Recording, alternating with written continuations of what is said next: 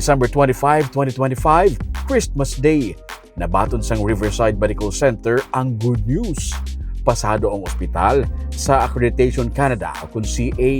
Isa ka non-profit organization nga nag-assess kag nag-accredit sang health and social service organizations kung bala ini sila ang pasado sa global standards. Nagabulig man ini sila sa pagsiguro sang quality, safety kag efficiency sa isa ka healthcare facility parehas na lamang sang Riverside. They have this certain standards wherein they will see your processes if it goes along with the international standards. Now, the benefits, of course, for our patient, for the community, is they can be assured that the service we are delivering is at least at par with the international standard. International standards meaning it goes along with the WHO standards.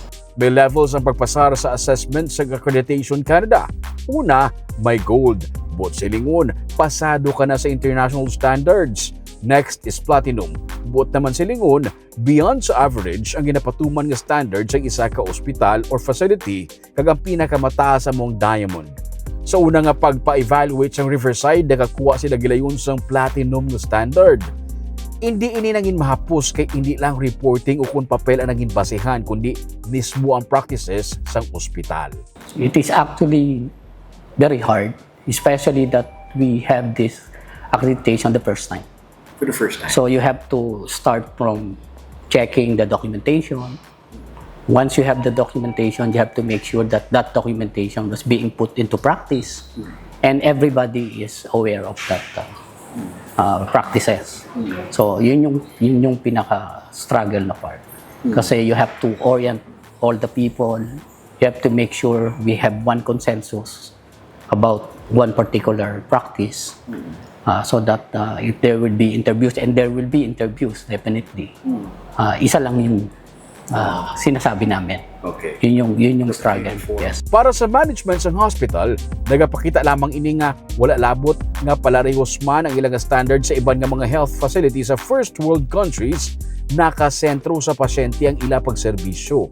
We have clients that comes to our door who are foreigners. Yes.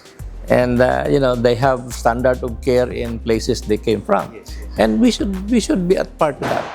And that is our desire, that we will have the confidence that what we're doing after passing the minimum requirements of DOH is to level up, to really ensure that the best quality of practices and safety for the patient will eventually result to a good outcome.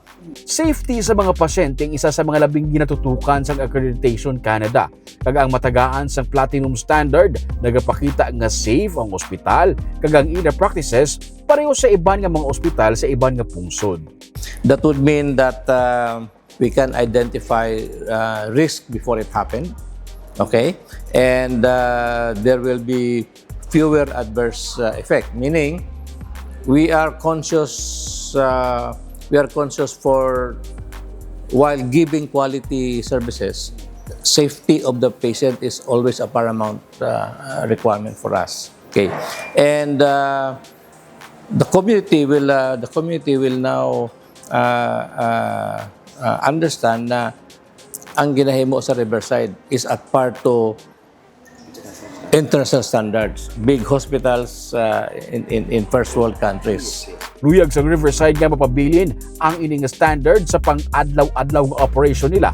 Pero aminado sila nga may mga dapat pagid nga i-improve para sa marason nga evaluation, malabutan nila ang pinakamataas nga standard. Now that we are accredited platinum, we have to live with it.